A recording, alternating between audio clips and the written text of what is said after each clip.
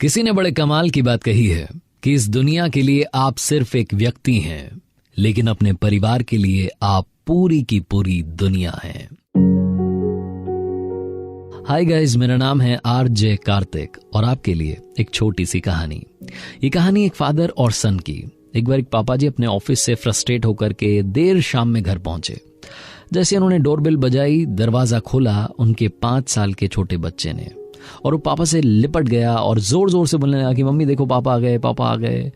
बड़ा खुश था बच्चा, लेकिन पापा गुस्से में थे, फ्रस्ट्रेटेड थे। अपने बच्चे को साइड कर दिया और कहा कि बेटा साइड हो जाओ। क्या ये बच्चों वाली बात कर रहे हो? 5 साल के बच्चे को पापा जी कह रहे थे कि क्या आप बच्चों वाली बात कर रहे हो? छोटा बच्चा फिर भी नहीं माना, पापा के पीछे पीछे चला आया। पापा आकर के ड्राइंग रूम में काउच पर बैठे हुए थे, सोफे पर बैठे हुए थे, उनके पास आकर के बच्चा फिर से बैठ गया और मस्ती करने लगा और कहने लगा कि पापा आप जल्दी क्यों नहीं आते, ये क्यों नहीं करते, वो क्यों नहीं करते, मेरे लिए खिलौने क्यों नहीं लाते, चॉकलेट क्यों नहीं लाते, बहुत कुछ कह रहा था। तो पापा जी ने कहा कि बेटा क्या चाहिए, आप मुझे परेशान मत करो। उस बच्चे ने फिर से कहा कि पापा मुझे आपसे ना एक बहुत जरूरी सवाल पूछना है, क्या आप जवाब दोगे? पापा को लगा कि एक सवाल ही तो पूछ रहा है, उसका जवाब देकर के इसको फ्री करता हूं। तो उससे कहा कि बेटा पूछो क्या सवाल है। पापा बड़े थके हुए, गुस्से में, फ्रस्ट्रेटेड, अपने बच्चे को एंटरटेन करने का बिल्कुल मन नहीं, उससे बात करने का मन नहीं हो रहा था, लेकिन मजबूरी थी। तो उससे पूछा कि पूछो अपना सवाल पूछो फटाफट से। उस छोटे बच्चे ने कहा कि पापा आप 1 घंटे में कितना रुपया कमाते हैं? जहां बच्चे ने कहा, पापा जी का गुस्सा और बढ़ गया। बच्चे को डांटने लगे कि तुम्हें पैसा चाहिए, इसलिए तुम मुझसे फालतू के सवाल कर रहे हो, बताओ कितना रुपया चाहिए तुम्हें? तो उस छोटे से बच्चे ने कहा कि पापा बताओ ना, आप 1 घंटे में कितने रुपए कमाते हैं? पापा ने गुस्से में कहा मैं 100 रुपए कमाता हूं। तो छोटे से बच्चे ने कहा कि पापा क्या मुझे 50 रुपए आप उधार दे सकते हैं? पापा का गुस्सा और बढ़ गया, उस बच्चे को डांट करके वहां से भगा दिया। बच्चा रोता रोता रोता अपने कमरे में चला गया। आधे 1 घंटे के बाद में, डिनर करने के बाद में, पापा जी का गुस्सा शांत हुआ। उन्हें लगा कि बच्चा आज फालतू ही मैंने उसको डांट दिया, पता नहीं उदास होगा, रो रहा होगा। अपने बच्चे के रूम में गए तो जाकर के देखा कि बच्चा सोया नहीं था, उसको नींद ही नहीं आ रही थी, वो रो रहा था, करवट बदल रहा था। जाकर के अपने बच्चे को हक किया और कहा कि बेटा सॉरी, आज मैंने आप पर ज्यादा गुस्सा कर लिया, बताओ आपको पैसे क्यों चाहिए थे? इनको लगा कि शायद उस बच्चे को काम होगा तो उसको 50 रुपए दे दिए। बच्चा तुरंत उठा अपने बिस्तर से और अलमीरा के पास गया, वहां से गुल्लक निकाली और गुल्लक को फोड़ दिया। उसमें बहुत सारे पैसे थे, चिल्लर थी। तो पापा जी गुस्सा करने लगे कि क्या बात है ये, आपके पास तो पहले से पैसे थे, आपने और पैसे क्यों मांगे? छोटा बच्चा आपकी बार रोया नहीं, सारे पैसे इकट्ठे किए अपने हाथ में और पापा के पास ला करके रख दिया और कहा कि पापा ये 100 रुपए से ज्यादा ही हैं, क्या मुझे आपका सिर्फ 1 घंटा मिल सकता है? पापा प्लीज कल आप जल्दी आ जाना ना, आपके साथ डिनर करने का मन करता है। छोटे से बच्चे ने जब ये कहा तो पापा की आंख में आंसू थे। कई बार इस भागती दौड़ती जिंदगी में हम अपनों से इतना दूर हो जाते हैं कि अपनों को हमें याद दिलाना पड़ता है कि हम भी हैं। और आप चाहे दुनिया के लिए एक व्यक्ति हों, लेकिन हमारे लिए तो आप ही पूरी दुनिया है। जिंदगी में हमेशा याद रखिएगा कि अपने सपनों के पीछे, अपने गोल के पीछे, अपनी जिंदगी में करियर के पीछे भागते भागते इतना आगे मत चले जाना कि अपनी फैमिली से, अपनों से दूर हो जाओ। अपनों के प्यार के साथ कर दिखाओ कुछ ऐसा कि दुनिया करना चाहे आपके जैसा।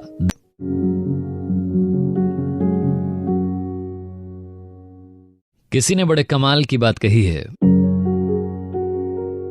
कि जिंदगी की परीक्षा में कभी नंबर नहीं मिलते, इसीलिए जब लोग आपको दिल में जगह दे दें तो समझ लीजिएगा पास हो गए आप।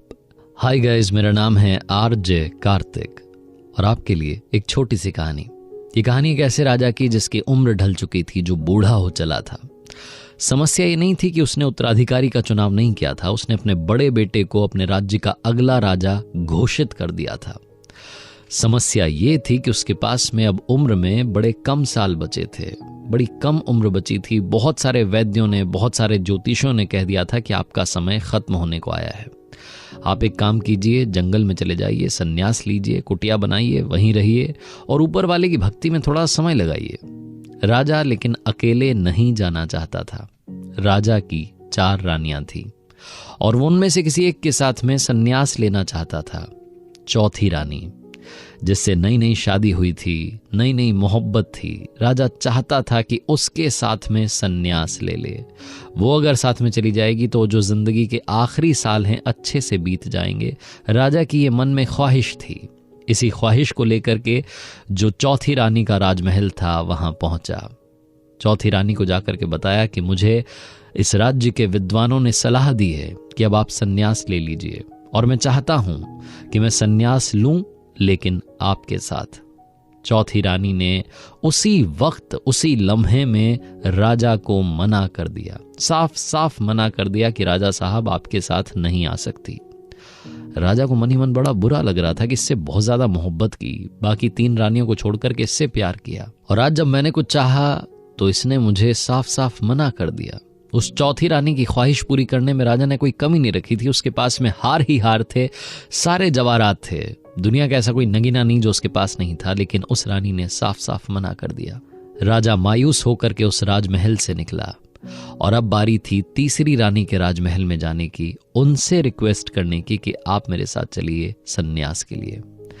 तीसरी रानी के पास पहुंचा, जाकर के कहा कि मुझे संन्यास लेना है, विद्वानों ने सलाह दी है, सब चाहते हैं कि मैं जाकर के कुछ साल जो जिंदगी के आखिरी बचे हैं, जो कम उम्र बची है, इससे ऊपर वाले की भक्ति में लगाऊं, और मैं चाहता हूं कि आप मेरे साथ चलें। तीसरी रानी ने कहा कि राजा साहब, मैं आपके साथ नहीं चल सकती।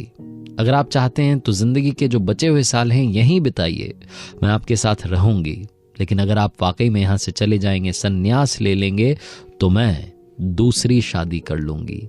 राजा ने जब यह सुना तो राजा के होश उड़ गए। उसके मुंह पर उसकी रानी ने कह दिया कि मैं दूसरी शादी कर लूंगी। राजा वहां से भी उदास होकर के चल दिया, और अब बारी थी दूसरी रानी की। दूसरी रानी के राजमहल में पहुंचा, उनके कक्ष में पहुंचा, और जाकर के उन्हें भी यही कहा कि विद्वानों ने कहा है कि मुझे संन्यास लेना है, क्या आप मेरे साथ मेरी जिंदगी के बचे हुए साल बिताने के लिए जंगल चलने के लिए तैयार हैं? दूसरी रानी, जिससे थोड़ी बहुत मोहब्बत बची थी, उस दूसरी रानी ने राजा साहब को कहा कि राजा साहब, बड़ा मन था आपके साथ चलने का, संन्यास लेने का, लेकिन अभी तो मेरी उम्र काफी बची है और इतनी जल्दी समय नहीं आया कि मैं संन्यास लूं। हाँ, एक काम कर सकती हूँ कि आप जब संन्यास ले लेंगे, जब आप जंगल में चले जाएंगे, जब आप इस दुनिया से शरीर को त्याग करके चले जाएंगे, यानी कि जब आपकी मौत हो जाएगी, तो आपका अंतिम संस्कार करवा दूंगी। तब तक के लिए आप जाइए, आराम से अपना संन्यास बिताइए, वहीं रहिए। जब आप यहाँ से चले जाएंगे दुनिया छोड़ करके, तो आपका अंतिम संस्कार शाही तरीके से होगा, इसकी फिक्र आप मत कीजिएगा। लेकिन माफी चाहती हूँ, मैं आपके साथ नहीं आ सकती। दूसरी रानी ने भी मना कर दिया। राजा की आंखें नम थीं, आंसू बस जमीन पर गिरने वाले थे। अचानक से एक आवाज आई कि राजा साहब, मैं आपके साथ चलने के लिए तैयार हूं, बताइए कहां चलना है। राजा ने पलट करके देखा तो दरवाजे पर उसकी पहली रानी खड़ी थी। वो रानी जिसके शरीर पर एक भी गहना नहीं था, क्योंकि राजा ने उसे कब का भुला दिया था, उसकी परवाह नहीं की थी, उसका ख्याल नहीं रखा था। उसने कहा कि मैं आपके साथ आपकी जिंदगी के आखिरी पल, आखिरी लम्हे बिताने के लिए तैयार हूं, आपके साथ जंगल में चलने के लिए तैयार हूं, बताइए मेरे स्वामी कहां चलना है। राजा उदास, मायूस, लेकिन खुश भी कि चलो किसी ने तो साथ दिया, पहली रानी के साथ वहां से संन्यास के लिए चला गया। ये कहानी राजा और उसकी 4 रानियों की नहीं है, ये कहानी आपकी, मेरी और हम सब की है। हम सब की जिंदगी में वो 4 रानियां हैं।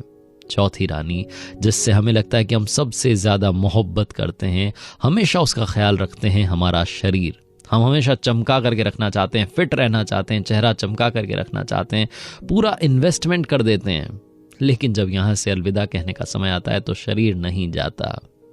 तीसरी रानी, यानी कि वो मटेरियलिस्टिक चीजें जिनमें हमारा मन लगा रहता है, शानदार बंगला होना चाहिए, बड़ी गाड़ी होनी चाहिए, बड़ा फोन होना चाहिए, दुनिया की ऐसी कोई सुख सुविधा नहीं जो मेरे पास ना हो, उनमें हमारा दिमाग लगा रहता है। लेकिन वो तीसरी रानी, उसने कहा था कि आप चले जाएंगे तो मैं दूसरी शादी कर लूंगी, आई विल रीमैरी।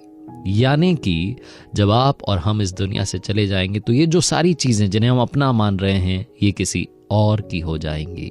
और अब बात करते हैं दूसरी रानी की। दूसरी रानी ने कहा कि मैं आपके साथ तो नहीं आ सकती, लेकिन जब आप इस दुनिया को छोड़ करके चले जाएंगे तो आपका अंतिम संस्कार अच्छे से करवा दूंगी, शाही तरीके से करवा दूंगी। दूसरी रानी यानी कि आपकी फैमिली, आपके क्लोज्ड वंस, आपके लव्ड वंस, वो जितना चाहें आपके साथ नहीं आ सकते। जब आपको जलाया जा रहा होगा, दफनाया जा रहा होगा, वो चाह करके भी उसी पल, उसी लम्हे में आपके साथ दुनिया नहीं छोड़ सकते। अंतिम संस्कार तक आपके साथ जरूर आ सकते हैं। इसीलिए दूसरी रानी ने कहा कि आप चले जाइए संन्यास, अंतिम संस्कार की जिम्मेदारी मेरी होगी।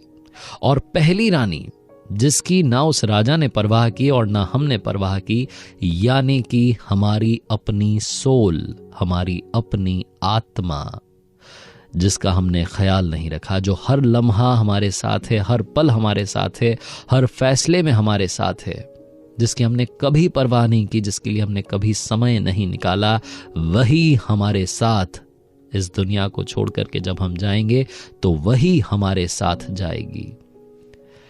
इस छोटी सी कहानी से बस यही कहना चाहता हूं कि अगर आप वाकई में मन की शांति चाहते हैं, पीस ऑफ माइंड चाहते हैं, तो बहुत जरूरी है अपनी पहली रानी का ख्याल रखें, उस सोल का ख्याल रखें जिसकी वजह से हम इस दुनिया में हैं। मेडिटेशन कीजिए, सुकून दीजिए, उस आत्मा को क्या चाहिए उससे बात करके देखिए। जिंदगी में चाहे जितना पैसा आ जाए, जब तक आप अंदर से खुश नहीं हैं, आप वाकई में खुश नहीं हैं। आरजे कार्तिक बस यही कहता है, ऊपर वाले के आशीर्वाद के साथ, अपनों के प्यार के साथ, अपनी मेहनत के साथ कर दिखाओ कुछ ऐसा कि दुनिया करना चाहे आपके जैसा। और किसी ने बड़े कमाल की बात कही है कि लोगों के काम आते रहिए, क्योंकि कुदरत का उसूल है, जिस कुएं से लोग पानी पीते रहते हैं उसका पानी कभी नहीं सूखता। हाय गाइस, मेरा नाम है आरजे कार्तिक और आपके लिए एक छोटी सी कहानी। ये कहानी भगवान गौतम बुद्ध की। बात उन दिनों की है जब वो एक गांव से दूसरे गांव में जाते थे, एक शहर से दूसरे शहर में जाते थे, भ्रमण पर निकले थे अपने शिष्यों के साथ और अलग अलग जगह जाकर के प्रवचन दिया करते थे, उपदेश दिया करते थे, कोशिश करते थे कि लोगों की जिंदगी में उनकी बातों से कुछ तो फर्क पड़ जाए, कुछ अच्छी बातों को लोग ग्रहण कर लें तो उनकी जिंदगी बदल जाए। एक बार ऐसे ही एक गांव से दूसरे गांव के लिए निकले थे। रास्ता काफी लंबा था। चलते चलते दोपहरी का वक्त था, बड़ी जोर की प्यास लगने लगी। उनके शिष्यों ने कहा कि गुरुदेव, हमें विश्राम कर लेना चाहिए। भगवान गौतम बुद्ध ने वो बात मान ली और बरगद के पेड़ के नीचे विश्राम करने के लिए रुक गए। तभी उन्होंने अपने एक शिष्य से कहा कि काम कीजिएगा, इस बरगद के पेड़ से 20 कदम दूर जाइए और वहां जाकर के 2 बार गोल चक्कर लगाइए, परिक्रमा लगाइए और वापस आइए। शिष्य ने वही किया। जब वापस आया तो भगवान गौतम बुद्ध ने उससे पूछा कि क्या आपको कहीं से ठंडी हवा आ रही थी? शिष्य ने कहा कि हाँ, मुझे उत्तर दिशा से ठंडी हवा आ रही है। भगवान गौतम बुद्ध ने कहा कि फिर ठीक है, बर्तन लेकर के जाओ और उत्तर दिशा में कोई ना कोई पीने के पानी का स्थान होगा, वहां से पानी भर करके लाओ और सबकी प्यास बुझाओ। शिष्य ने कहा जो आ गया। उसके बाद वो निकल गया। उत्तर दिशा में थोड़ा चला तो वाकई में उसके लिए सरप्राइज था, वहां गांव का एक बड़ा तालाब था। लेकिन सबसे बुरी बात यह थी कि उस तालाब के किनारे लोग गंदगी मचाए बैठे थे। यानी कि वहां पर कोई कपड़े धो रहा था, कोई अपने जानवरों को नहला रहा था, कोई खुद नहा रहा था। पूरे तालाब की मिट्टी ऊपर आ चुकी थी, तालाब में गंदा पानी था। शिष्य को समझ नहीं आया कि यहां से पीने का पानी भर करके अपने भगवान के लिए कैसे लेकर के जाऊं, अपने बाकी साथियों के लिए कैसे लेकर के जाऊं। उस शिष्य ने बहुत देर इंतजार किया, मन ही मन जो गुस्सा आ रहा था उसको कंट्रोल किया। तभी एक और गांव वाला आया, अपने साथ में 3-4 भैंसे लाया और सीधी उसने तालाब में उतार दी। अब की बार और पानी गंदा हो गया और शिष्य को गुस्सा आया। वो बस भला बुरा सुनाने ही वाला था कि अचानक उसे उसके गुरुदेव भगवान की वो बात याद आई कि शांत रहिए। शिष्य ने अपने आप को शांत रखा और चुपचाप वहां से वापस उसी बरगद के पेड़ के पास आ गया। भगवान गौतम बुद्ध को प्रणाम किया और कहा कि मुझे माफ कीजिएगा, आपके लिए और बाकियों के लिए पीने का पानी नहीं ला पाया। उन्होंने पूछा कि हुआ क्या? तो अचानक से उस शिष्य का वो जो गुस्सा था, जो उसने अंदर रोक रखा था, वो बाहर फूट पड़ा और वो भगवान गौतम बुद्ध के सामने कहने लगा कि वहां हाल बेहाल हो रखा है, गांव वालों को शर्म नहीं आती, पता नहीं क्या क्या सुनाने लगा। भगवान गौतम बुद्ध ने कहा कि शांत हो जाओ, थोड़ी देर के लिए यहीं विश्राम करते हैं, उसके बाद यहां से चलेंगे। 3-4 घंटे वहां रुके। उसके बाद फिर से भगवान गौतम बुद्ध ने अपने उसी शिष्य से कहा कि बर्तन लेकर के जाओ, उसी उत्तर दिशा में जाओ जहां तुम्हें तालाब मिला था, वहां से पीने का पानी भर कर लाओ और अब की बार सबको पानी पिलाओ। शिष्य ने सोचा कि क्या अजीब बात है, अभी तो बताया कि वहां पानी गंदा है, लेकिन भगवान ने मान ही नहीं रहे, अब इनका आदेश मानना पड़ेगा। चुपचाप चला गया। और अब की बार उसके लिए बड़ा सरप्राइज ये था कि अब की बार तालाब में पानी निर्मल था, स्वच्छ था, पीने लायक था, सारी गंदगी गायब थी। पीने का पानी उस बर्तन में भरा, वापस आया, सबको पानी पिलाया और फिर आखिरी में भगवान से पूछा कि मुझे बताइए कि यह चमत्कार कैसे हुआ, वहां तो पानी गंदा था, अचानक से साफ कैसे हुआ। भगवान गौतम बुद्ध ने अपने उस शिष्य को जो कहा, ध्यान से सुनिएगा। उन्होंने कहा कि बस कुछ नहीं हुआ। हमने थोड़ा सा वक्त उस तालाब को दिया और उसकी सारी गंदगी, सारी मिट्टी नीचे बैठ गई और पानी तो पहले भी साफ था, तुम्हें फिर से साफ दिखाई देने लगा। उसके बाद में जो भगवान गौतम बुद्ध ने अपने शिष्यों से कहा, ध्यान से फिर से सुनिए, क्योंकि ये बात आपकी हमारी जिंदगी से जुड़ी है। ये कहानी तालाब, पानी उस शिष्य की नहीं है, आपकी हमारी है। हमारे दिमाग में भी कई बार जब नेगेटिविटी हावी हो जाती है, नकारात्मकता हमारे ऊपर हावी हो जाती है, तब हम समझ नहीं पाते कि क्या करें, अपने दिमाग को शांत कैसे रखें। थोड़ा सा वक्त दीजिए। इस कहानी में आपने सुना कि उस शिष्य ने कुछ नहीं किया, बस भगवान गौतम बुद्ध ने कहा कि कुछ देर के लिए यहाँ और रुकते हैं। थोड़ा सा समय दिया, अपने आप चीजें ठीक हो गईं। अगर आपको लगता है कि कभी आपको किसी पर गुस्सा आ रहा है, आप उसको सुनाना चाहते हैं, कुछ कहना चाहते हैं, थोड़ा सा वक्त दीजिए। थोड़े से वक्त के बाद आपको ही लगेगा कि कुछ कहने की जरूरत नहीं थी। आपके माइंड में कभी कभी नेगेटिविटी हावी हो जाती है, थोड़ा सा वक्त देंगे तो वो गंदगी नीचे बैठ जाएगी और माइंड में फिर से पॉजिटिविटी हावी हो जाएगी, उसका परसेंटेज बढ़ जाएगा।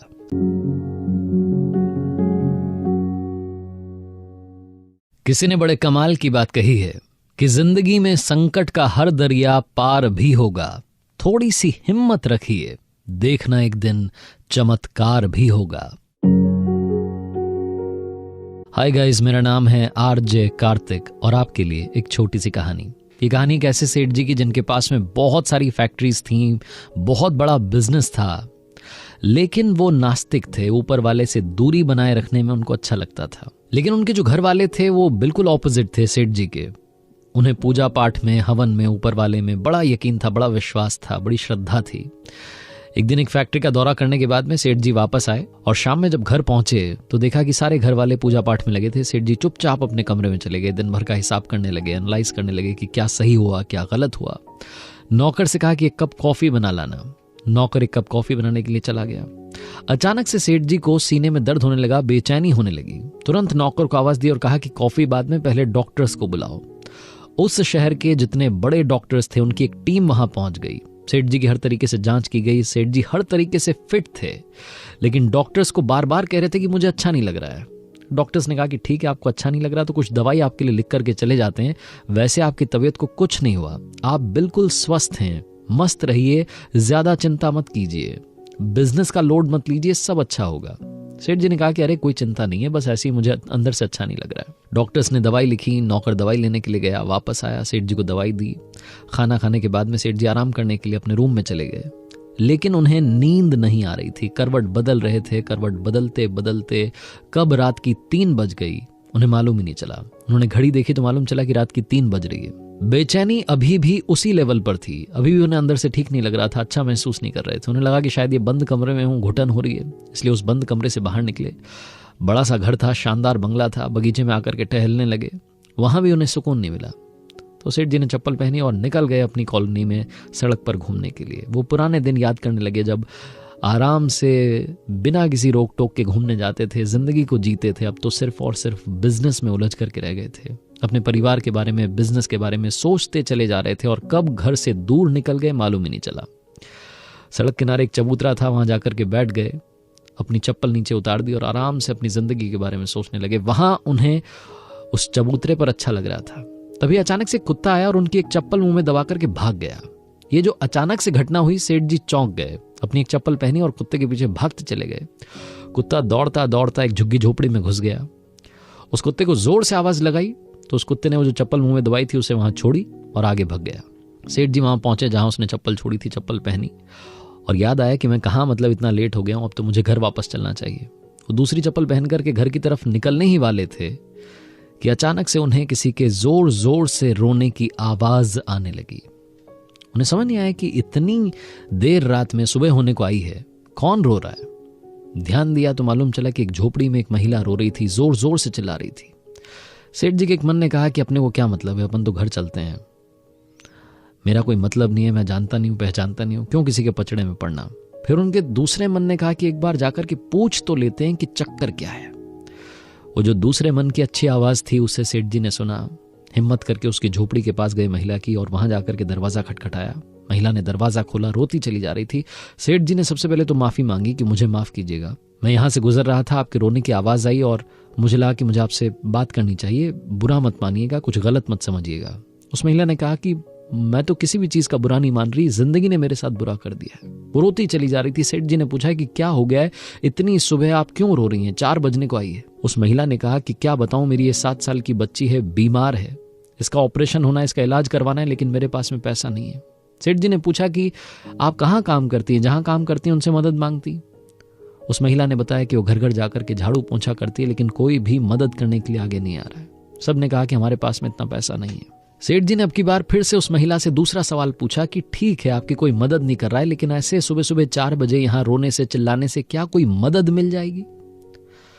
उस महिला ने जो कहा ध्यान से सुनिएगा। उस महिला ने कहा कि कल यहाँ से एक बाबा जी निकले थे। मैं अपना दुखड़ा उनके सामने रोने लगी तो उन्होंने कहा कि बेटा कुछ मत करो, बस सुबह 4 बजे का इंतजार करो, और जैसे ही 4 बजे वैसे ही अपनी झोपड़ी की दीवार से सर लगा करके जोर जोर से रोना, जोर जोर से चिल्लाना, देखना अपने आप तुम्हें मदद मिलेगी।